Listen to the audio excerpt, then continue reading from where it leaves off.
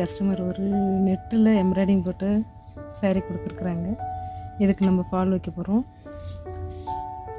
One side இந்த மணி வந்துட்டதுனால ஒரு side மட்டும் முந்தி அடிக்கிறோம்.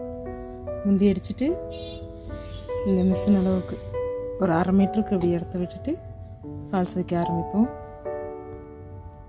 இப்படி தான் இந்த முனை கொஞ்சம் பிசுறு இருக்கிறத மடித்து விட்டுட்டு ஆரம்பிச்சிருவோம். தைச்சிட்டு வந்துட்டோம், முடிக்க போகிறோம். இந்த ஓரத்தில் மணி இருக்கிறதுனால ஒன் சைடு கைடு மாற்றணும். ஆனால் அந்தளவுக்கு அவசியம் இல்லை, கொஞ்சம் இப்படி தள்ளியே வச்சுக்கலாம். நம்ம ஃபாலை இப்படி வச்சு தைச்சிட்டு வந்துடலாம். இந்த இடம் முடிகிறப்ப மடித்து இப்படி அடிச்சிருவோம். நெட்டுக்கு வந்து மேலே தையல் தெரியுங்கிறதுனால நம்ம ஹெம்மிங் பண்ணிக்கிட்டால் நல்லாயிருக்கும். ஆனால் நம்ம கஸ்டமர் வந்து தையலே தான் போட சொன்னாங்கிறதுனால நான் தையலே தான் போட போகிறேன்.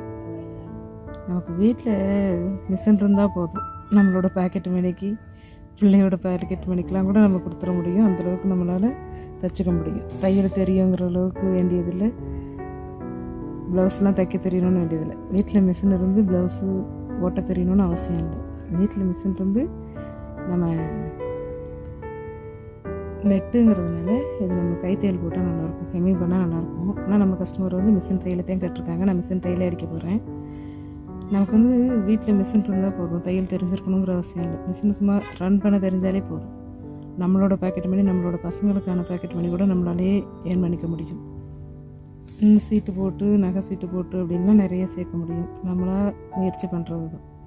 அக்கம் பக்கம் இருக்கிறவங்கள்ட்ட எனக்கு தைக்க தெரியும், கொடுங்க, நான் வாங்கி தைக்கிறேன், வீட்டில் உள்ளவங்களுக்கு தைச்சி கொடுத்துக்கிட்டு இருக்கிறேன் அப்படின்னு நம்ம சொல்லிக்கிட்டோன்னா தான் நமக்கு தெரியும் தைக்கிறது. அதுமாரி செய்தோம்னாக்கா நம்மளோட பாக்கெட் மணி நமக்கு ஈஸியாக கிடைக்கும். இப்போ வந்து மிஷின்லேயே அடிச்சிருவோம். முடிக்க போகிற நேரத்தில் இப்படி ஊசி அதிலே வச்சு இப்படி திருப்பி வச்சு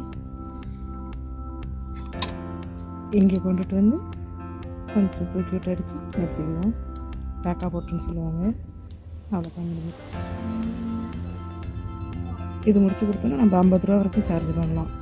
அவங்களே ஃபால் கொடுத்தாங்கனாக்கா 50 ரூபா, நாம் வாங்கி தைச்சோன்னாக்கா 100 ரூபா. இந்த பட்டர்ஃப்ளை அழகாக இருக்குது, வாங்கலாம். இது இப்போ ஈஸியாக ஒரு 10 நிமிஷத்து வேலை கூட இல்லைங்கிற மாதிரி சீக்கிரம் முடிச்சிடலாம். நீங்களும் செய்யுங்க.